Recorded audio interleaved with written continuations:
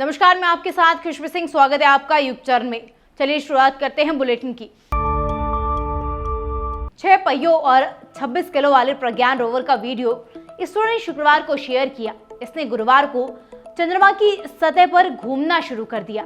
चंद्रयान 3 के लैंडर की लैंडिंग के करीब 14 घंटे बाद गुरुवार सुबह इसरो ने रोवर के बाहर आने की पुष्टि की। चांद की सतह पर आते ही रोवर ने सबसे पहले अपने सोलर पैनल खोले। ये 1 सेंटीमीटर प्रति सेकंड की गति से चलता है और अपने आसपास की चीजों को स्कैन करने के लिए नेविगेशन कैमरों का इस्तेमाल कर रहा है। रोवर 12 दिनों में करीब आधा किलोमीटर का सफर तय करेगा। इसमें 2 पेलोड लगे हैं जो पानी और अन्य कीमती धातुओं की खोज में मदद करेंगे। इससे पहले इसरो ने चंद्रयान 2 के ऑर्बिटर से चंद्रयान 3 की लैंडर की तस्वीर शेयर की थी। इसरो ने शुक्रवार को अपने एक्स हैंडल पर इसकी एक फोटो शेयर की, लेकिन बाद में डिलीट कर दी। इसमें विक्रम लैंडर चांद की सतह पर दिख रहा है। इन तस्वीरों को ऑर्बिटर में लगे हुए हाई रेजोल्यूशन कैमरा से लिया गया है। ये चंद्रमा के ऑर्बिट में वर्तमान में मौजूद सबसे अच्छे रेजोल्यूशन वाला कैमरा है। नासा का ऑर्बिटर भी चांद की कक्षा में है। उसका कैमरा भी इतना पावरफुल नहीं है। नेशनल मेडिकल कमीशन ने गुरुवार को डॉक्टर्स के लिए जेनेरिक दवाइयां लिखने के अपने निर्देश को फिलहाल टाल दिया है। अब डॉक्टर जेनेरिक दवाइयों के अलावा दूसरी दवाई भी प्रिस्क्राइब कर सकेंगे। दरअसल एनएमसी ने नए नियम जारी किए थे जिनमें सभी डॉक्टर्स को जेनेरिक दवाइयां लिखना अनिवार्य कर दिया था। ऐसा नहीं करने पर लाइसेंस रद्द करने की बात कही गई थी। इंडियन मेडिकल एसोसिएशन और इंडियन फार्मास्यूटिकल अलायंस ने एनएमसी के इस निर्देश पर चिंता जताई थी। संगठनों का कहना था कि जेनेरिक दवाइयों की क्वालिटी को लेकर अनिश्चितता है। ऐसे में ये निर्देश ठीक नहीं है। इस संबंध में आईएमए और आईपीए के सदस्यों ने स्वास्थ्य मंत्री मनसुख मांडविया से भी मुलाकात की थी।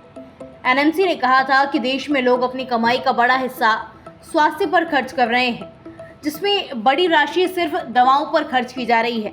रेगुलेशन में कहा गया था कि जेनेरिक दवाएं ब्रांडेड मेडिसिन की तुलना में 30% से 80% तक सस्ती है। ऐसे में अगर डॉक्टर मरीजों को प्रिस्क्रिप्शन में जेनेरिक दवाएं लिखेंगे तो हेल्थ पर होने वाले खर्च में कमी आएगी। एनएमसी ने कहा कि अस्पतालों और स्थानीय फार्मासिस्ट को जेनेरिक दवाओं को बढ़ावा देने के लिए आगे आना चाहिए। मरीजों को इसके बारे में जागरूक करना चाहिए। उन्हें जन औषधि केंद्रों और अन्य जेनेरिक फार्मेसी दुकानों से दवाएं खरीदने के लिए प्रोत्साहित करना चाहिए। ब्रिक्स समिट के आखिरी दिन साउथ अफ्रीका पहुंचे पीएम मोदी और चीन के राष्ट्रपति शी जिनपिंग के बीच मुलाकात हुई।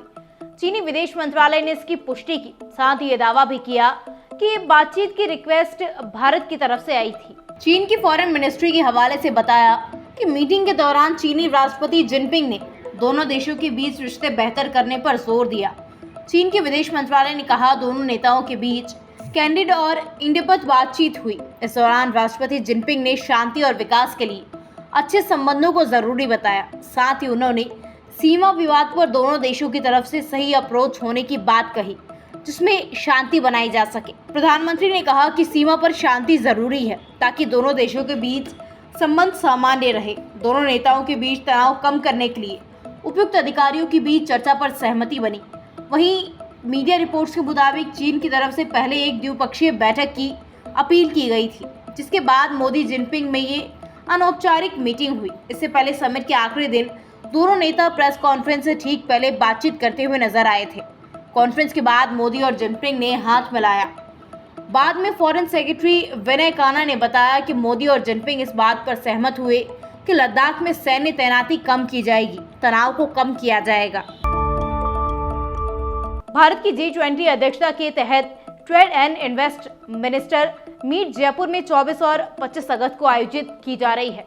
जयपुर G20 सदस्यों के trade and investment minister invited देशों और विश्व व्यापार संगठन जैसे अंतर्राष्ट्रीय संगठनों के प्रमुख की मेजबानी कर रहा है।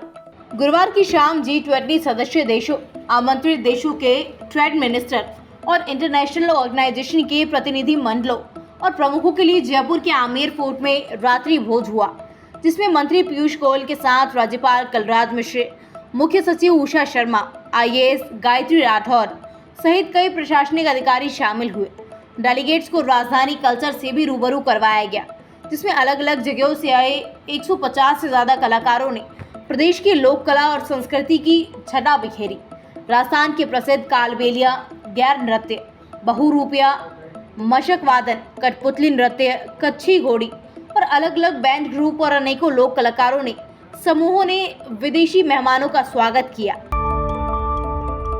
राजस्थान हाईकोर्ट से हेरिटेज नगर निगम के मेयर मुनीश गुर्जर को बड़ी राहत मिली है। इसके बाद पिछले 18 दिनों से खाली चल रहे मेयर के पद को मुनीश ने फिर से संभाल लिया। मुनीश गुर्जर ने अपने समर्थकों के साथ निगम ऑफिस पहुंचकर पद संभाला। इस दौरान मुनीश के समर्थकों ने जमकर नारेबाजी की। नगर निगम मेयर का पदभार ग्रहण करने के बाद मुनीश गुर्जर ने कहा, पिछले कुछ वक्त से शहर की व्यवस्थाएं काफी बिगड़ गई थी। मेरी पहली प्राथमिकता इन बिगड़ी व्यवस्थाओं को दुरुस्त करना रहेगा। पदभार ग्रहण करने के साथ ही मेयर मुनीश गुर्जर को डीएलपी ने एक बार फिर नोटिस जारी किया है। इस पर मुनीश ने कहा, इस नोटिस को लेकर मैंने पहले ही स्वायत्त शासन विभाग को जवाब दे दिया था। फिर से इस नोटिस को जारी किया गया है तो इस पर नियम के अनुसार आगे कार्यवाही करेंगे। ऐसी तमाम खबरों के लिए सब्सक्राइब कीजिए हमारे चैनल को और यूं ही बने रहिए युग चरण के साथ।